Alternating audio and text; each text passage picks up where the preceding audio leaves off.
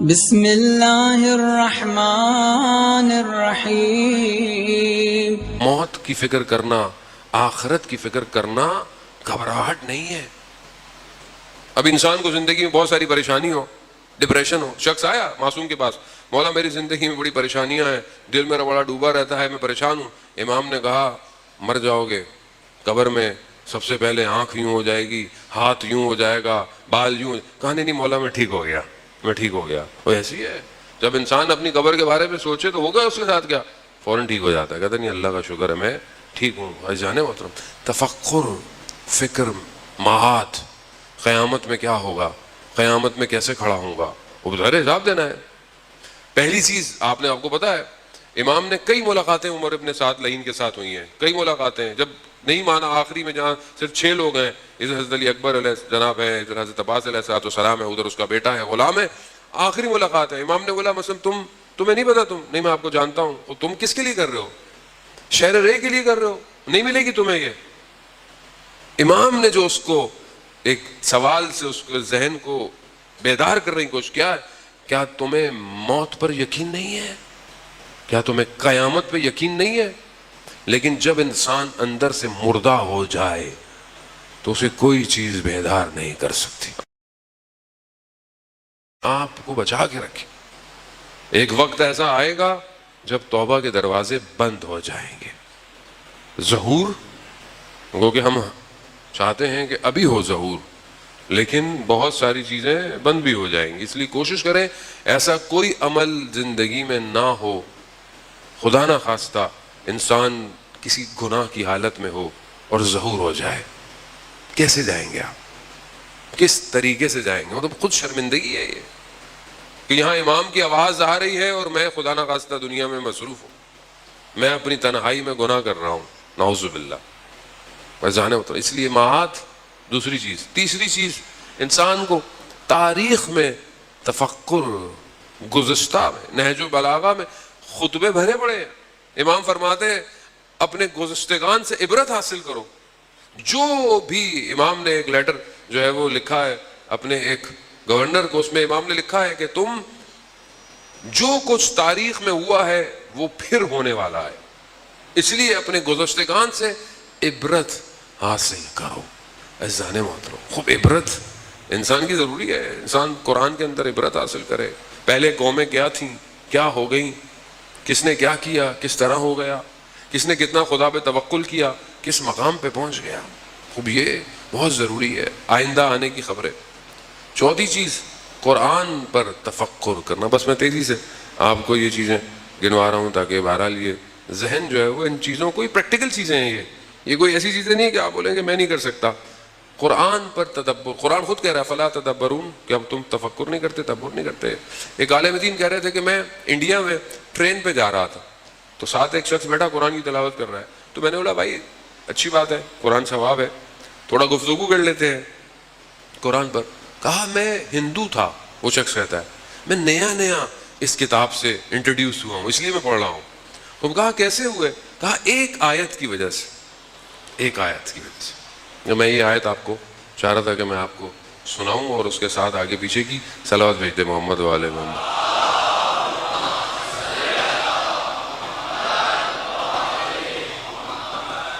بہرحال میرا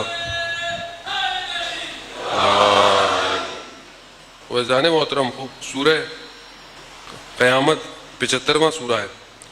وہ پروردگار اب اس کی پہلی آیت میں کہتا ہے کہ بسم اللہ الرحمن الرحیم، لا اقسم بیوم القیامہ، ہم روز قیامت کی خدا جو ہے وہ قسم کھا رہا ہے۔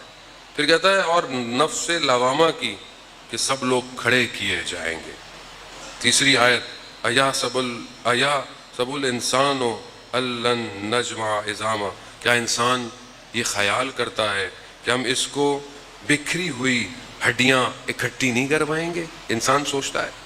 چوتھی آیت وہ ہندو کہتا ہے کہ یہ میں نے سنی، اس ایک آیت نے مجھے مسلمان کر دیا۔ کیوں؟ قرآن میں تفکر کیا اس نے۔ آیت کیا ہے؟ بلا قادرین علی ان نسوی بنانہ، ضرور، اور ہم اس بات پر، خدا کہہ رہا ہے کہ ہم اس بات پر قدرت رکھتے ہیں، قادر ہیں کہ اس کے فنگر پرنٹس کو قیامت میں دوبارہ صحیح کریں گے۔ وہ ہندو کہتا ہے کہ آج سے 1400 سال پہلے یہ علم کہاں سے آیا کہ ہر انسان کے فنگر پرنٹس الگ ہیں. وہ پریشان ہو گیا. 1400 سال. کہا اگر پہلی بات تو نبی نے کسی سے سیکھا نہیں.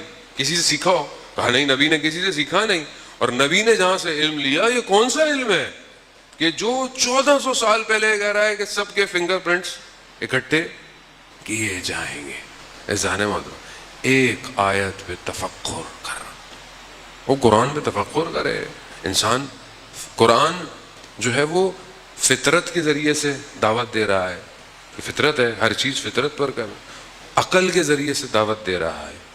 قرآن احساسات کے ذریعے سے دعوت. سنوریہم آیات, اللہ کیا کہتا ہے؟ گھومو پھرو, دیکھو میری نشانیوں کو دیکھو. خوب یہ تفکر ہے, فکر ہے. حادثات, واقعات, خوب یہ حوادث انسان کو فکر کی طرف دعوت دیتے ہیں. خوب خدا پر, خدا کی طرف تفکر. پھر اس کے بعد جو ہے وہ انسان جو ہے وہ چیزوں کی طرف تفکر کرے. پھر انسان بہرحال قرآن, تاریخ, وہ انسان جو ہے وہ اس تفکرات کو آگے لے کے جائے. اگلا تفکر نعمتوں پر تفکر کرنا ہے. خدا کہتا ہے کہ ہم نے تمہیں نعمتیں دی ہیں مگر تم اس کا شکر نہیں کرو گے. خوب نعمتیں ہیں. اور آخری تفکر علماء بیان کرتے ہیں کہ انسان جو ہے وہ اپنی عاقبت پر تفکر کرے کہ جو میں کر رہا ہوں اس کا نتیجہ کیا نکلنا ہے. عزیزان محترم, خوب انسان جو ہے وہ کمزور ہے, ضعیف ہے. انسان بہت ساری باتیں جانتا ہے مگر جب پریکٹیکل کام کرنے لگتا ہے تو کمزور ہو جاتا ہے. مجلس یا عزاداری, خدا کا شکر کرے, یہ سب سے بڑی نعمت ہے کہ جس کا شکر بھی کرنا چاہیے اور فکر بھی کرنا چاہیے کہ ہم اس کے ذریعے سے کیا حاصل کریں. عزیزان محترم, جب انسان وادی امام کی طرف پڑھتا ہے تو پھر وہ حالت ذکر میں آ جاتا ہے. ذکر صرف زبان سے نہیں ہے, ذکر پورا وجود کرتا ہے انسان کا. وہ بالکل ایسی ہے جیسے آج کل کے دور میں آپ کسی ایسی اسپیس میں, آج کل ایسی جگہیں بنی ہوئی ہیں جس میں انسان جاتا ہے تو گریوٹی لیس ہو جاتا ہے. گریوٹی لیس ہونے کے لیے انسان, گریوٹی نہیں ہو تو انسان کیا ہے, ہوا میں معلق ہو جاتا ہے. یعنی پورا ایک ویکیوم کریٹ ہوتا ہے, انسان اس کے اندر آ جائے تو انسان گریوٹی لیس ہو جاتا ہے. خوب جب انسان وادی امام میں آتا ہے تو پھر ہاتھ میں تسبیح کی ضرورت نہیں, کاؤنٹر کی ضرورت نہیں, قبلے کی طرف رخ کی ضرورت نہیں. ہاں نماز تو پڑھنی ہے قبلے کی طرف, لیکن ہر وقت ذکر کی حالت میں رہتا ہے. اس کے اعضاء, اس کے وجود ذکر کرتے ہیں. یسبح للہ ما فی السماوات و ما فی الارض, زمین اور آسمان تسبیح کر رہے ہیں. وہ یہ تسبیح مجھے کیوں نہیں سنائی دیتی؟ میں کیوں نہیں اس تسبیح کو سنتا؟ مجھے کیوں نہیں آواز آتی کہ پتا بھی کہتا ہے لا الہ الا اللہ, پتھر بھی کہہ رہا ہے سبوح قدوس؟ مجھے کیوں نہیں آتی؟ کیونکہ میں دنیا کے شور میں پھنسا ہوا, میں نے اپنے آپ کو خود غفلت میں رکھا ہوا ہے. خوب حالت ذکر میں آئیے. مجلس حالت ذکر ہے. جب آپ ذکر میں آئیں گے تو اپنے آپ کو اپنے امام کے سامنے پائیں. آیت اللہ قاضی طباطبائی رضوان اللہ تعالی علیہ خود فرماتے ہیں کہ جب میں تہجد کی نماز پڑھتا تھا, نخلستان میں پڑھتے تھے نجف سے باہر, تو کہتے تھے کہ ان کی نماز 1 گھنٹے کی تہجد, ہم سے تو 2 منٹ 3 منٹ. پبلک پوچھتی مولانا صاحب آسان طریقہ بتائیں تہجد کو, رات کو پڑھ لیں سونے. ہاں بھائی پڑھ لو, رات کو پڑھ لو, چلتے ہوئے پڑھ لو, قضا پڑھ لو, پڑھو تو صحیح. یہ ایسی عبادت ہے کہ خدا ملائکہ سے کہتا ہے کہ ملائکہ گواہ رہنا, یہ جوان وہ عبادت کر رہا ہے جسے میں نے اس کے اوپر واجب نہیں کیا مگر کر رہا ہے. آیت اللہ بہجت, آیت اللہ غازی طباطبائی کے شاگرد ہیں. وہ قنوت میں جو ہے وہ تہجد کی وتر میں دعائے جوشن کبیر پڑھ رہے ہیں. ہم سے تو نہیں پڑھی جاتی ہے, مولانا پڑھتے ہیں, ہم دھاگے پھکواتے ہیں ان سے. وہاں ایک شخص اکیلا وہ کہتے ہیں میں جب پڑھتا تھا تو دنیا کے رابطے منقطع ہو جاتے تھے اور صرف ایک ہی کنیکشن آن ہو جاتا تھا، اور جتنے ذکر عرش پہ ہوتے تھے مجھے آواز آتی تھی۔ خوب انسان اس وادی میں جائے، کب جائیں گے؟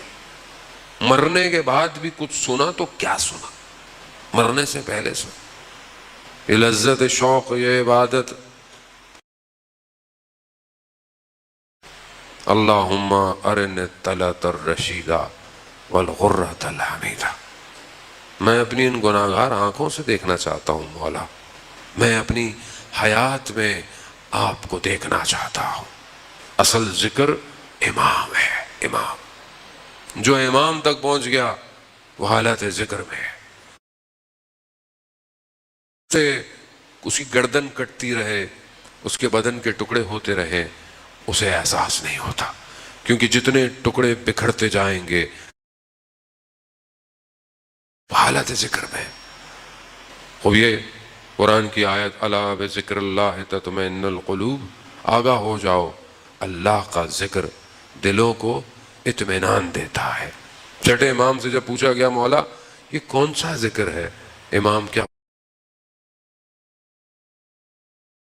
اللہ کا ذکر ہے۔ خوب اپنے وقت کے امام تک پہنچے تاکہ ہم بھی حالت ذکر میں، اور جو حالت ذکر میں آتا ہے عزیزان محترم وہ آیات الہی کو دیکھتا ہے، اسے اللہ کی نشانیاں نظر آتی۔ خوب اللہ کی نشانیاں جسے نظر آئیں وہ گناہ نہیں کرتا، وہ اپنے کام کے عاقبت کو دیکھ لیتا ہے۔ آپ جوان ہیں، اپنی فکروں کو پاک رکھیں۔ آپ کے سامنے وہ مشہور واقعہ بشر حافی کا کہ امام موسیٰ کاظم علیہ السلام